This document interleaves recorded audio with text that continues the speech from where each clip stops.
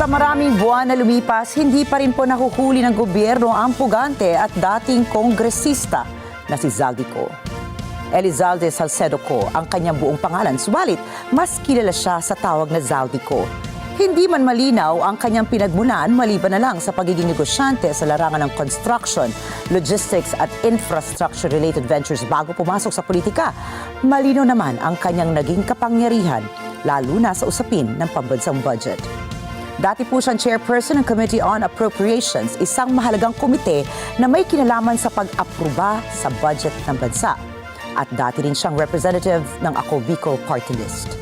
Si Zaldico ay nahaharap sa kasong graft and malversation of funds na may kinalaman sa 289 million pesos na halaga ng maanumalyang flood control project sa Pilipinas.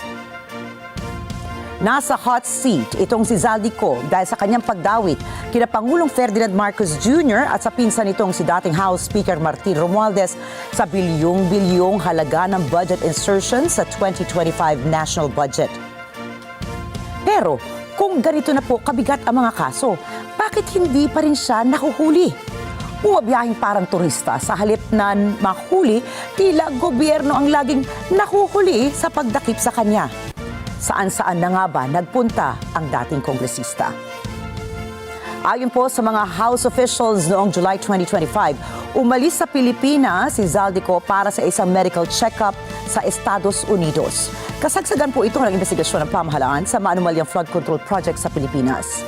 Batay naman sa monitoring ng US Customs and Border Protection, nanatili si Ko sa Estados Unidos hanggang September 2025.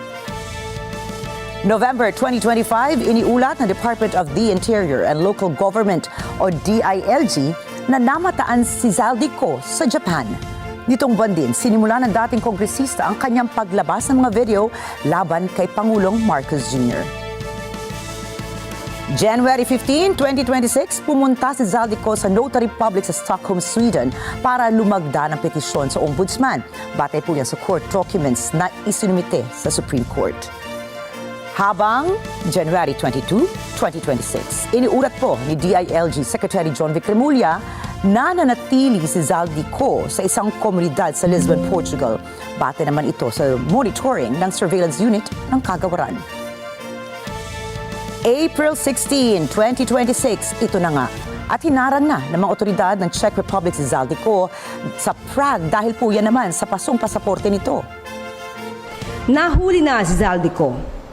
Bunga ito ng matibay na paninindigan ni Pangulong Ferdinand R. Marcos Jr.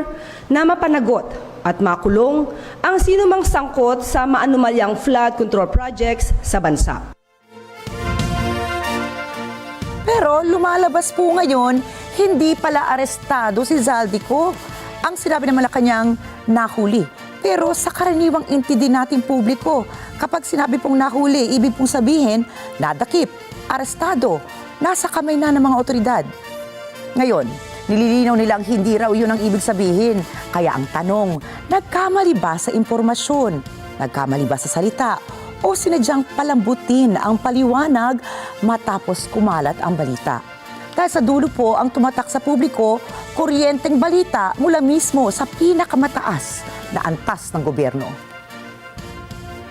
April 17, 2026, nilinaw ng DILG Secretary na bago tumungong Czech si Ko ay nagpabalik-balik pa siya sa Italy at France sa loob ng 2 linggo.